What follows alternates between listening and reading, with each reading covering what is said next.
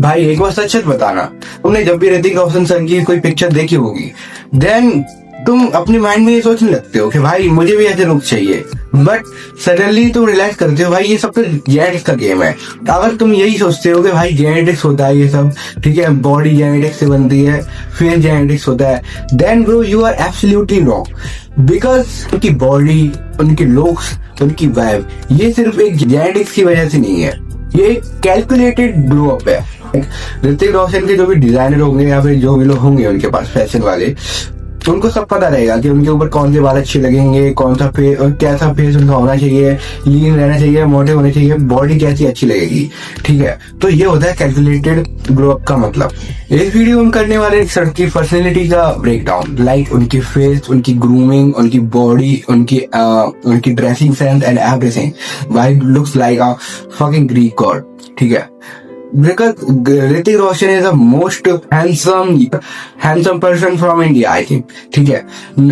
List आई थी most handsome man की, उनमें 3rd नंबर पे अपने रख सकते हैं। Then you can think global में अब एक बंदा 3 नंबर पे आ सकता है, तो वो कितना ही ज्यादा अट्रैक्टिव होगा रियल में।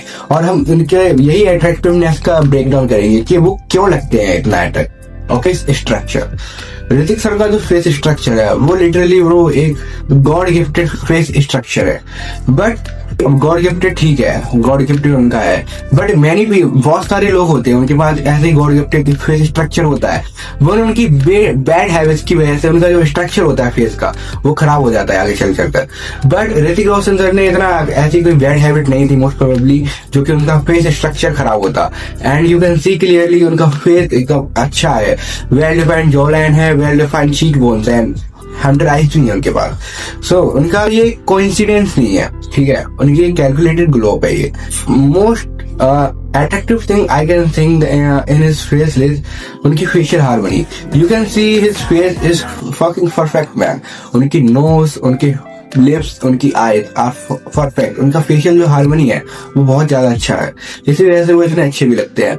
बहुत सारे लोग जो होते हैं उनके पास अच्छे cheekbones होते हैं, अच्छी jawline होती है, बस उनकी facial harmony की वजह अच्छी नहीं होती, उस वजह से वो लोग गंदे लगते हैं। गंदे इन सेंस अट्रैक्टिव नहीं लगते हैं। बट इनके सब एकदम परफेक्ट, ऑलमोस्ट परफेक्ट है। बिकॉज सब चीज, कभी भी कोई चीज परफेक्ट नहीं हो सकती, इनके भी फेस में कोई ना कोई कमी जरूर होगी।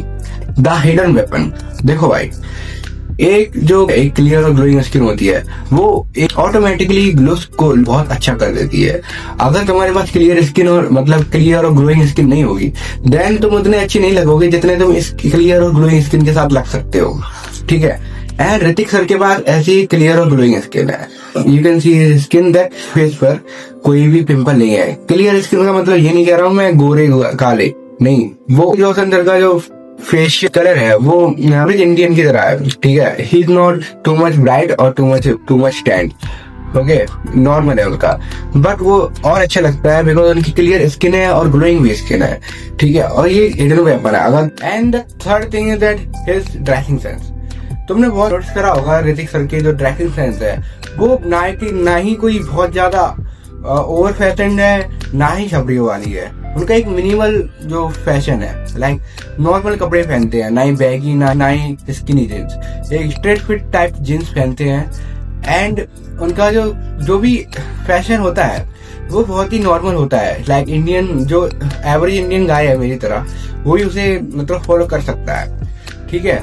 और इतने अट्रैक्टिव क्यों लगते हैं ऐसे कपड़ों में? अगर मैं ऐसे कपड़े पहनूंगा तो मैं इतना अच्छा नहीं लगूंगा जितने वो अच्छे लगते हैं। बिकॉज ऑफ हिज फिजिक, उनकी फिजिक है बहुत ही ज्यादा एस्थेटिक फिजिक है। और जो कि हमारे 4th पॉइंट है हिज फिजिक। जो ऋतिक रोशन सर की जो फिजिक है वो एक ग्रीक गॉड वाली फिजिक है भाई, ठीक है। एक अगर हम कोई एस्थेटिक फिजिक को इमेजिन करेंगे अपने दिमाग में, देन हमारे दिमाग में सबसे पहले एक चीज आनी चाहिए जो कि है ऋतिक रोशन की physique. You can clearly see उनके वाइड शोल्डर है, एब्स है, स्मॉल वेस्ट है। इवन स्कोलियोसिस जैसी डिसीज होने की वजह से भी उन्हें ऐसी एस्थेटिक फिजिक बना ली अपनी, ठीक है। एंड वो उनकी अट्रैक्टिवनेस में 2-3 पॉइंट ऐड कर देता है उनकी फिजिक। बिकॉज अगर तुम पतले से हो गए या फिर ज्यादा फैटी हो गए और तुम मेरे कपड़े पहन लोगे, मतलब कपड़े कैसे भी नॉर्मल पहन लो, ठीक है, देन वो अच्छे नहीं लगने वाले तुम पर। अगर तुम फिट हो ठीक है, तुम्हारे मतलब पूरा फिट बॉडी है, तुम्हारा पेट नहीं निकल रहा है, देन वो कपड़े ऑटोमेटिकली अच्छे लगेंगे। मैटर वो बहुत बड़े गुची या पराड़ा या फिर इन ब्रांड्स के हैं, नहीं, नॉर्मल सी टी शर्ट होगी वो भी बहुत अच्छी लगेगी। बट क्या होना चाहिए, प्रिंटेड चीजें नहीं होनी चाहिए। प्रिंटेड चीजें चीप और छपरी लगती हैं, ठीक है। और अगर तुम प्रिंटेड चीजें पहनते हो then stop it right that. The most attractive thing from my opinion is his nose. उनकी जो नोज है, यू कैन सी उनकी एकदम जो ड्रीम नोज होती है वही है, लाइक बिल्कुल शार्प नोज है। मतलब यहाँ से भी देखोगे तब भी उनकी शार्प है, एंड यहाँ से देखोगे तब भी उनकी शार्प है। और नोज तुम्हारी अट्रैक्टिवनेस में बहुत ही ज्यादा बड़ा रोल, मेजर रोल प्ले करता है, बिकॉज तुम्हारे इसका सेंटर होता है नोज। और जो भी लोग तुम्हें देखेंगे सबसे पहले तो उनकी नजर तुम्हारी नोज पर ही जाने वाली है। और जो ऋतिक रोशन सर की जो नोज है बहुत ज्यादा ही नोज है। यही था ऋतिक रोशन सर की जो पर्सनैलिटी है उसके ब्रेक डाउन। एंड हाँ, उनके जो जेनेटिक्स है वो भी एक मेजर रोल प्ले करते हैं। बट जेनेटिक्स की वजह से अगर तुम ग्रो नहीं कर रहे हो, ठीक है, ये सोचते रहते हो मेरी जेनेटिक्स अच्छी नहीं है, देन तुम बहुत बेकार माइंडसेट जी रहे हो भाई। So this was for the video, keep improving and see you in the next one.